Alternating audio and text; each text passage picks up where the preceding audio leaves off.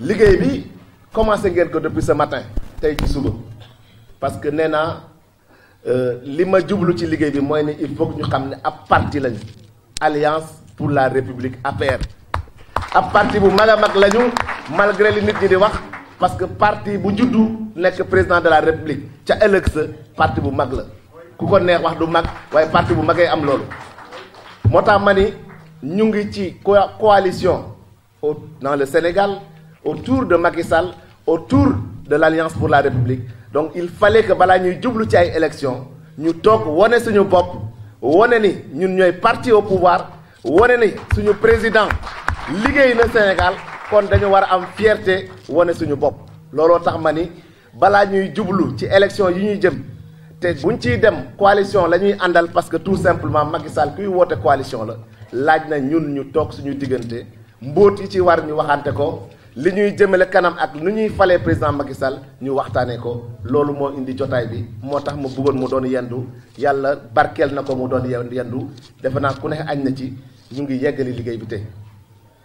boo leen xoolee programme bi def nañu ni programme bi lancement mouvement de soutien à l'action de Maître Antoine Beng pour la réélection du président Macky Sall je pense que Rassoul Ciss gune bu ma naw la parce que ay moroomam ñu ngi fi tamit ñu ngi ciy jàpp parce que gox benn nit liggéeyu ko gox toutes les générations doivent s'imbriquer pour que ñu mën koo liggéey parce que génération bu ne mooy indi soxlam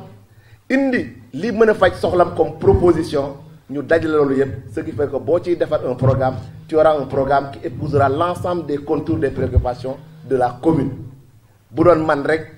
mënuma xalaat liy faj seen soxla mais gone yi bu ñu ñëwee taxaw jigéen ñi taxaw mag ñi taxaw nii góor ñi taxaw ku ne dina mën a wax soxlam parce que li ngeen fi wax suba ba tey soxla la soxla yooyu la ñuy seggi xooli solution yi fan lay jógee ñu mën koo faj donc looloo tax ñu toog fi tey parce que balaa ñuy yegg parce que boo xoolee programme bi bu ñu jógee ci lancement mouvement de soutien yi dañ ci tegoon ni dañuy waxtaanee li président Macky Sall mii suñu njiit te mi ñu bëgg a jàppale le 24 février lan la liggéey biir Sénégal ba mu war a tax ñu jàppale ko ne woon naa thème boobu boo leen xoolee ci programmation bi c'est le ministre directeur de cabinet du président de la République maître Omar Youm moo ko waroon def parce que gisee nañu semaine passée ñu ngi woon bureau parce que ñun ñoo bokk ci liggéeyal candidat Macky Sall parce que ci avocat yiy liggéeyal candidat Macky Sall pour élection yuy jublu yu ñuy jublu ci laa bokk 15 la biir Sénégal mu boole ma ci kon boog président de la République mënul jël seen leader booloo ko ci fukk ak juróomi avocat yi war a taxaw birum élection fàtte Morolan donc Morolan bu amul dafa am taxawaay boo xamante ne taxawee guñu ko dinañ ci yegg donc moom moo waroon livrer communication boobu benn nii xamaguma lan moo ko empêché mais am na koo xamante ne président dénk na ko liggéey biir Sénégal mooy comité sénégalais des droits de l'homme maître Pape Sène buy maire Ndondol également bi ma yàgg di liggéeyal mu ngi ci yoon bi bu ñëwee peut-être dinañu waxtaane lu mel noonu leneen liñ ci waroon teg mooy ni que dañu waroon waxtaanee ci suma kàddu quelle stratégie bu moom la ñuy utiliser pour mën a transformer lépp luy parrainage parce que dëkk bi am na lu ci bees mooy parrainage bi dañuy wër ay nit yu nangu soutenir pour nga mën a nekk candidat ñun bu dee wër nañu ba am plus de 2 millions de parrainage 2 millions de parrainage yooyu nan la ñuy fexee ba mu bañ a yem ci parrainage mu doon vote effectif au profit du candidat de la République du président de la République pour mu falu dès le premier tour loolu nan lañ ci waxtaanee ba ut ay pexe bu même bu weesoo ñi parrainé ñeneen ñi parrainé wul nan la ñuy fexe ba ñu doon ay électeurs au profit du candidat Macky Sall loolu moo nekkoon waxtaan bu ma waroon waxtaanee ak yéen donc ci waxtaan boobu lay tàmb mais dama koy gàttal ndax suñu mbokk mi ameeru ñu am na soxla yu mu war a dem ñamal nañ ko may mu mën a ñamal ñeneen yi voilà donc liñ fi wax yëpp dégg naa ko parce que loolu moo tax ñu ne dañuy falaat Macky Sall parce que élection yu ñu mujjee def fii Sénégal te ñu gagné ko mooy les élections du 30 juillet 2017 ci la ñu falee Aymérou Gningue député président wóolu ko mu doon président groupe parlementaire Benno Bokk Yaakaar moom mu wóolu ma parce que mën naa ko seedeel ba mu nekkee candidat département Tivaouane lu mu rëy rëy ak li ma ñàkk nekk maire mu tànn ma pour ma doon le chargé de la communication et le porte-parole du département. Donc élection yooyu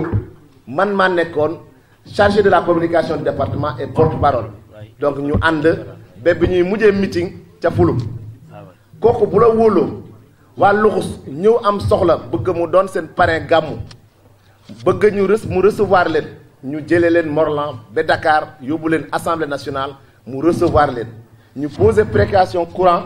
ñun ñu taxaw ci mu boole ma ak yeneen nit yi ma xamoon Senelec ñu dox loolu bés bu ñu waroon taal ñu wax leen ne day tàkk parce que damay wax am na loo xamante ne mën naa ko am na lu ma mënul la ma mën lu ci bëri su ma statut moom ko may parce que daf ma may dugalante ak ay nit mais aw ma kaddu gi aw ma ndombu tànk boo xamante ne war naa ko mën a laaj ci turu gox gi te ñi ngay waxal lu ñu mën a def dañuy bëgg mu méngak loo xamante ne yoon loolu la sas parce que président de la république tey bi ñu àndal bu ñëwoon fii Morlan tey am na fu muy jaar foofu mooy buntu bi ku ko bëgg a liggéeyal également boo toolee ci yenn yi dañ lay ne ah buntu bi day mënuñu ko tëb waxal ak kooku ndax mu bind ñu mais xam ngeen ne boo leen bokkul ànd kooku du bind donc loolu yeexal na lu bëri biir Morlan moo tax ñuy sàkku lii ñu may wax li ñu may ñaan ñu def am naa ci yéene bi am naa ci xam-xam bi xam naa ñi yor yooyu mbir parce que bu ñuy wax courant la ma ci mën a jàpp yëpp dafa fekk ma nekk avocat wu Senelec nekk avocat wu ASER. ASER ku nekk avocat bi nekk avocat Senelec boo ñaanee ñu mën laa may parce que bu ñu amee jafe-jafe yow la ñu yaakaar donc dañuy wax ni fii non courant bi nii courant man nee naa du ma dige du ma tappale ci biir gox gi parce que fii laa dëkk bëgg naa bu may politique bu ma fi amoon mandat bu ma ci laajee benn du ma ko weesu parce que bu dee président de la république mooy ne pour nekk président ñaari mandat yi doon na ci kon waxtu mu laa dëkk bu ndaw bi boo ci defee ñaari mandat may sa borom mu liggéey donc taxul maa fen loolu taxul may fen parce que bu ma fi doon def ñaari mandat 10 ans naa génn fii toog war a jàkkaarloog nit ñi donc du tax ma fen leen lu ma mën def naa ko def bu ci yàlla àndee ñu falu ñu liggéey Morlan bu ci yàndee yàlla àndul pour ñu falu daañu continuer di liggéey Morlan comme bañ ko doon def ba ñu nekkulee politicien. Il faut que ñu xam ni on est un parti qui doit être fier de son président pour ses réalisations falaat ko maintenant yombal nag pour ñu mën a dox seen soxla mooy falaat ñu fal ñu ci mairie bi ndax lu ñu mënul am ci kàddu bu ñu waxee nit ñu xam ni kii wax war naa wax bu deful boo waree tape ci table nga tape boo waree saaga nga saaga mais boo newul foofu tamit mënoo saaga kenn ndax moro la parce que dañ lay wax ku la ko sas donc loolu mooy li ñu am ci jafe-jafe li tax ñu war a fal Macky Sall moom laa leen war a entretenir parce que coow li bëri na dañuy dem ci élection mais ñun ñi moom candidat bi moom parti bi njëkk ànd ak moom keneen ku ànd ak moom daf ñoo topp daf ñu cee fekk ànd ak ñi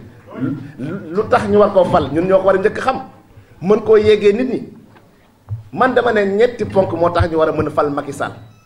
ba ca njëkk mooy ni c'est un homme d'expérience et c'est l'homme le plus expérimenté parmi les potentiels candidats à sa succession. Pourquoi c'est un homme d'expérience? Parce que koo xamante ne dafa dooree ci directeur général mu doon directeur généralu société boo xamante ni mbirum pétrole lay def yàlla def ci biir palom ci biir mandaam Sénégal nekk un pays de pétrole et de gaz c'est-à-dire barkeem ak wërsëg gi mu am tombel falom ak découverte pétrole ak gaz te mu doon liggéeyee ci mbirum pétrole ak gaz est-ce que kooku waruñu koo fal pour mu sàmmal ñu alal bu bees bi ñu xamul mu jóge ci directeur de société nationale nekk ministre te ci biir ministre boobu occupé nañ plusieurs stations c'est-à-dire ministre industrie ministre intérieur est-ce que nit mën na koo gën a xam luy rôlu ministre ci liggéeyal réew parce que ñiy wax yépp ci opposition bi mësuñoo diriger kenn am na ñoo xam ne mësuñoo diriger juróomi nit sax am na ñoo xamante ne moom moo leen fal ministre gisu ci lu ko doy mu dàkkaleen ñu mer ngemb ñooñu est-ce que mën nañ ko ëpp expérience ci mbir moomu ba war koo mën a remplacer mais waxuñu nekk ministre non seulement dafa nekk ministre xam li ministre di war a def ñu jiital ko nekkal chef d'orchestre c'est-à-dire yow yay diriger lépp luy ministre mu nekk premier ministre ku nekk premier ministre xam luy ministre xam luy premier ministre waaw kooku war nañ koo tëgg ñuy xëcc moom te jaaruñu fen donc pour man loolu doy na pour ñu fal ko boo weesoo loolu mu jóg fal ki ko wóolu woon muy Ablaye Wade en 2007 dès le premier tour donc delloo na ko kóllëre parce que jox na ko ay ndombu tànk mais liggéeyal na ko ba Ablaye Wade mënoon falu en 2007 et dès le premier tour kon kooku est-ce que politiquement ñiy xëccoog moom toll nañ ko ci weewu tànk mu dëkk jóge foofu mu nekk président assemblée nationale c'est-à-dire koo xamante ni yow yaay xool lépp yoon bu ñuy saytu les lois yaay xool tout ce qui est contrôle de l'action du gouvernement kooku mu jaar ci foofu est-ce que am na ku mu tollool ci mbir yi ba war a xëccoog moom ba Sénégal di caaxaan ba affaire yi dem ci loxo yoo xam ñoo xamante c'est des aventuriers mais waxuñu loolu moom li muy xëccoo tey renouvellement dafa nekk président pendant 7 ans ñii nekk fii di xëccoog moom kenn xamul lu seen président di sax dañ ciy rêvé rek mais moom xam na li ci ne xam na lan la ñu war a def pour defar lu baax li mu jot a defar xam na lan la war a def pour rectifier loo xamante ne njuumte la parce que amul liggéey bu amul njuumte bu dee nit a koy def yàlla rek a dul juum donc kooku am na une expertise boo xamante ne juróom-ñaari at mu ngi xool di saytu soxla Sénégalais yi di ci dox ay jéego pour saafara ko kooku bu nee damay bëgg ñu renouveler mandat bi pour ndax lii ma commencé ñu yeggali ko ci jàmm Sénégal mii commencé naat ñu yeggali pour mu gën a naat donc loolu mooy première raison pour ñu war a voter Macky Sall dès le premier tour mooy expérience am deuxième raison bi mooy bilan bi suñu mbokk Me Pape Sène dina ci wax parce que li Macky Sall def ci biir Sénégal ak ci biir Morolan parce que tey newuñu ci def bilan wu mairie Morolan su boobaa waa mairie dañ ko defi te ñu ngi leen fay xaar même si li ñu njort mooy ni que tey bu doon ñun ñoo fa toog le visage de Morolan serait beaucoup plus reluisant parce que coowal lu bëri ci mbirum suuf ci mbirum leneen lu ko indi ñàkk am le relationnel qui te permet de trouver des solutions à tes problèmes yow nga sukkandikoo ci ay nu ñu koy waxee frais de bornage parce que boo bëggee réaliser un budget avec 80% du budget tiré des frais de bornage vous êtes obligé de lotisser te boo lotisser yaa ngi jaay suuf donc loolu moo ko indi parce que tey jii li ñuy wax ci tool yi bu doon ni am nañu lëngante bi ak le programme d'urgence pour le développement communautaire mooy PUDC forage la ñuy defar lu tax waruñoo mën a defar fii au profit de Morolan des forages qui auraient permis à ces paysans de cultiver leur terre et ne pas être des ouvriers d'autres personnes parce que ñooñu dàkk ñu leen bay gën ñu leen xam suuf mais la ñu manquele muy ndox la ñu gisul parce que tool borom bu ko amee pour bay bu gisul ndox nekk doo xëy ci tool ngay ruuj te gisoo ndox donc ndox moomu mënoon naa jóge ci programme d'urgence de développement communautaire PUDC parce que ay yoon la ay pexe la mais boo newul fooy laajee pexe yooyu ci neneen ngay def donc yooyu du ñàkk liggéey président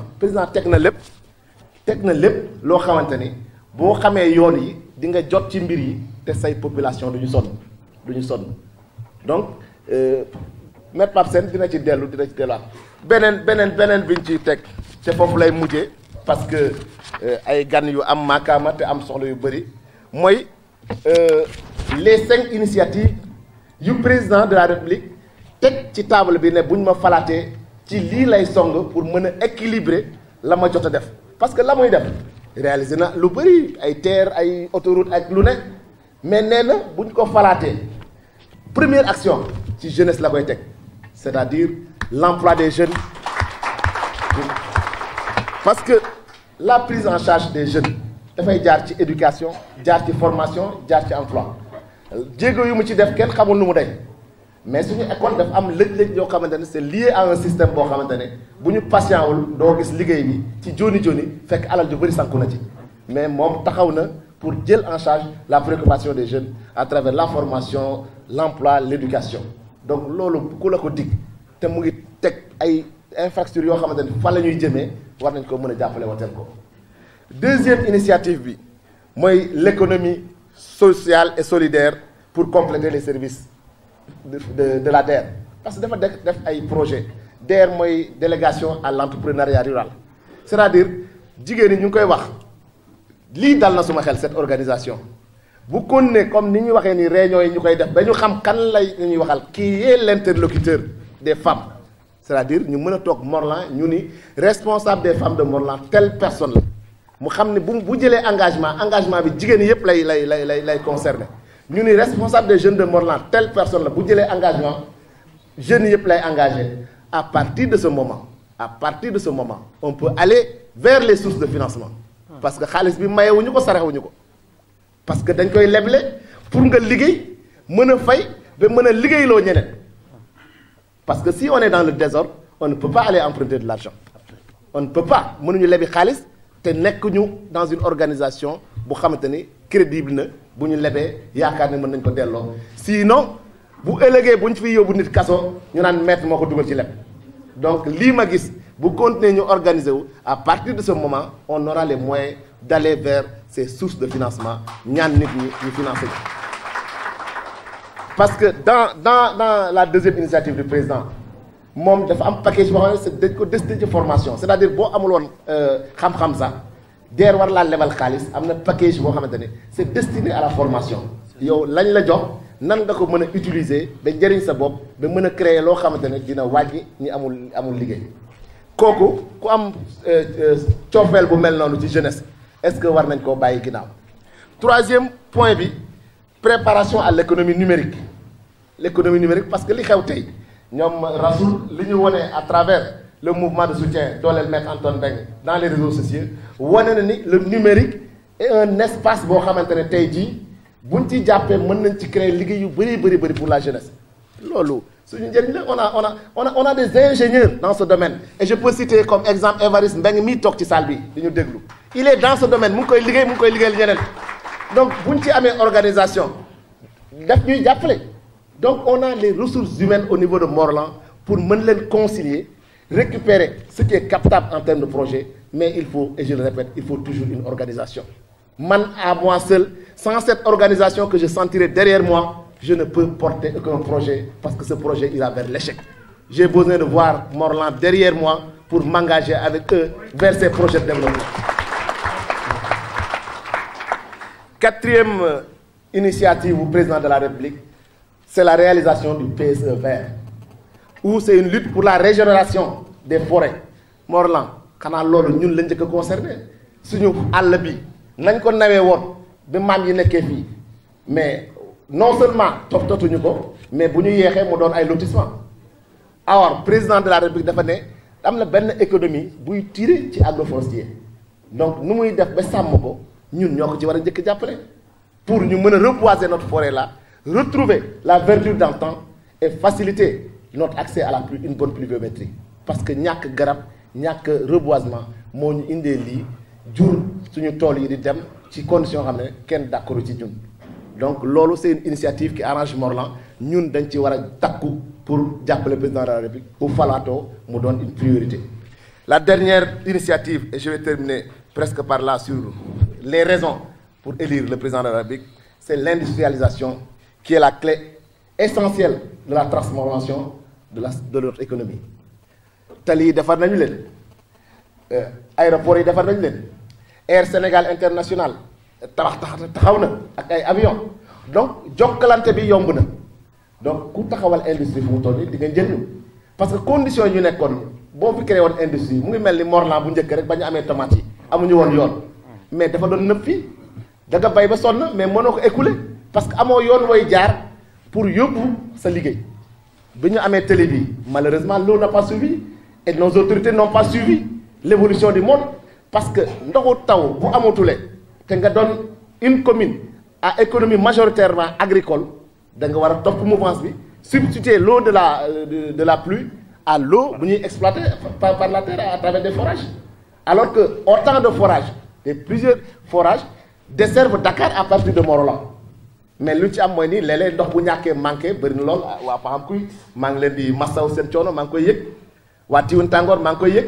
mais il faut que nit ñi mer wane seen bopp ñu taxaw yu non ndox mi c'est pas normal jóge na fii dem na Dakar c'est pas ça la solution c'est pas taxaw naan takk nañ brassard rouge non faut aller vers les autorités wax ak ñoom ñu def lu ñu war ci gox gi te loolu lu ñu mën la je le dis d'autant que am naa ci ay seede Mame Mor Thiombane mii suñu sëriñ ba ñu soxlaa ndox kër Alpha man dama wax ak directeur bi Charles Fall fekk labbe bi soxla na ndox ay branchements sociaux mu wax ak moom lettre yu ma tontoo jox leen accord ma répercuté leen ko répercuté labbe bi lettre yooyu mu ngi nii sama dossier. parce que damay wax ak moom téléphone mën koo yéegee soxla yi mais soxla bi boo bindee lettre teg keneen bindee lettre teg ay jallu lettre la directeur bi yor mais ki ko mën a woo mën koo gis gën koo ñaax soxla tu ko xam kooku lay jàppale. et c'est ce que j'ai fait parce que dem ko woo wax ko lii mooy soxla waa Morolan. tànku mbégte ñëw fekk si suma xarit suma rak Antoine nga xamee ni ku ne xam nga ko ci wetu président de la république tey nag mu woote fii ci Morolan pour dajale njabootu président de la république ñi nga xamee ni yëpp dañu nekk ci APR dajale leen pour waxtaan ak ñoom mu am ñaari phase waxtaan bu njëkk bi ñu waxtaan seen waxtaanu biir mais waxtaanu ñaareel bi mu ñëw pour ñaax leen pour li ñu jëm ñëpp am taxawaay jigéen ñi góor ñi mag ñi ak ndaw ñi pour que bu ñu demee élection ñu mën a fal président très rapidement loolu moo doon waxtaan mais en même temps ñu waxtaan xam ni président kat dafa am groupe boo xamee ñoo ko fal muy Benno Bokk Yaakaar nga xamee ba mu nekkee ba tey mi ngi ànd ak ñoom kon nag ñu waajal suñu bopp ba bu ñu demee ëllëg di waxtaan ak waa Benno Bokk Yaakaar pour jëm ci li ñu jëm ñu mën a ànd def ko ci amaneem bu mu gën a rafete waaye ku nekk indi li nga xamee moom nga moom maître nag nekk nit koo xamee ni dama ko xam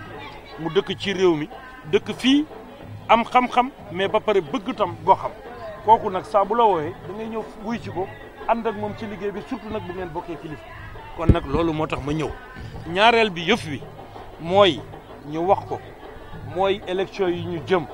li ñu soxla mooy ñu ànd ñun ñëpp nga xamee ni président moom mooy suñu kilifa jàppale ko def ko ci ànd bu wér boo xamee amul laq-laqal def ko ci déggoo bu wér def ko tam ci solidarité mooy jàppalante ba ku ci nekk li nga mënul sa morom mënal la ko ba bu ñu demee ci élection yi balaa 6 heures ci ngoon di jot yaakaar na ñu xam ni wax dëgg yàlla wuré wi dem na këng waxu mbag dem na ndañ taal. daanaka xëy na coow li mooy ci jamono ji parrainage conseil constitutionnel ci liggéey ñu recalé yeneen lan nga ci xalaat. waaw li ma ci xalaat mooy d'abord man lépp loo xamee mi ngi ci conseil constitutionnel dama leen nangul dayoo bi nga xamee moom la ñu am mooy ñoom ñooy juridiction bi nga xamee ni bu ñu dem élection présidentielle ñoom ñooy wax ñii ñoo ci dem am na ay loi yu ñu voté loi nag bu ñu ko voté dañ koy appliqué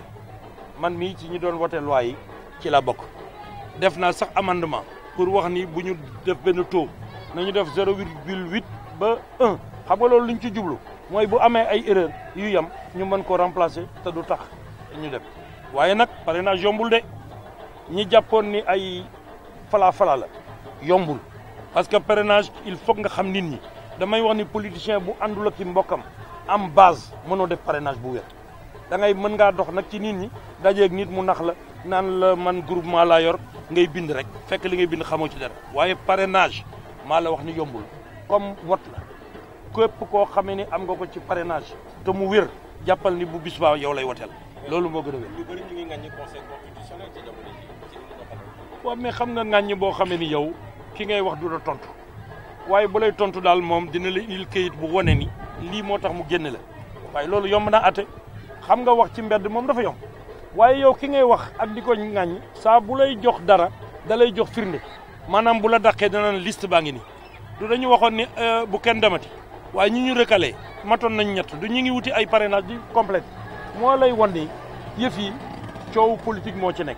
waaye nag bu fekkee dañuy atte rek te teg ko ci li nga xamee nii mooy dëgg mooy li nga xamee ni mooy charte yi nga xamee moom moo ŋànk réew mi jàpp naa ni ku nekk na nga jàpp ni parrainage yii ñuy wax du woon ay fawukaay na yombul xëy rek naan am naa 700000 wala am naa 1 million te bu ñu la laajee 50000 sax mënoo ko génne wala ñu lay renvoyer mooy wane ni yombul de loolu nag moom moo feeñ ci parrainage bi li ci des nag ñu bàyyi wax dëgg yàlla ak conseil constitutionnel am na date boo xamee buñ ci yeggee dina génne ni ñii ñoo qualifié pour dem élection bu boobaa ñun ñëpp ñu dem élection ñaan yàlla jàmm nekk ci Sénégal ñu liggéey ci jàmm def ko ci jàmm kii nga xamee moo war a jiitu yàlla jiital ko man nag bu ma sañee bu ma doon ñaan ak li may def yëpp mooy président mën a teel a fat dafa ëpp dama ne nit koo xamee da nga bëgg a jiite réew mi nga xëy di jël ay wax yu mel ni safara di ko sànni ci ay institution jàpp naa ne yow war nañu sax boole ci ñu war a jiite réew parce que réew boo ko bëggee jiite da ngay respecter institution yi fa nekk waxuñu kenn nag bu mu critiquer waaye nag am na foo war a mën a yem waaye nag bëgg def sa bopp ni yow lu baax lépp yow yaa ko moom keneen ku nekk sa kanam rek bu waxul la neex nga xas ko ni kooko baaxul wala dañ koo ger wala dañ ko def ni te yow yaay kan bay wax nit ñi dañ leen a ger. si beneen wàll bi ñuy wax ñaari fichier ñoo am ngeen ci waaw xam nga ñaari fichier yi man dégg naa ko ñu koy wax mais dama dégg ñu bari ñu wax ci ministre Aly Ngouille Ndiaye dégg naa mu ne bañ koy wax ba léegi kenn indilu ko beneen fichier man mii maa ngi assemblée mosuma gis beneen fichier gis naa ko bokk ci ñoom wax ci télévision ni man kat ci experts yi la bokk te dama bokkoon ci comité bi nga xamee ñooy xool affaire élection waaye ñaari fichier mënul am Sénégal te dafa mënul nekk parce que ñaari fichier yi pour lan la luñ koy doy benn fichier moo mën a am ku ñu bind lañu mais bi élection tam dañu war a am lu ñu xam mais retrait taux de retrait de carte de 100% amul fenn ban réew la am man Sénégal laa gis ñu ne retiré nañu carte yi ak 97% mooy téeméer bu nekk juróom-ñeent fukk yi ak juróom-ñaar retiré nañu seen carte am ñuy wax naan carte yi mais ñooñu yan carte la ñu wax mais duñu mën a dem ba Sénégal téeméeri nit yëpp jël seen carte am na ñoo xamee ni intéressé wu leen sax peut-être ña nga fa teg ëllëg ak ginnaaw si ëllëg lañ koy jëli kon nag nañu jàpp ci lu ñu am te ñu respectante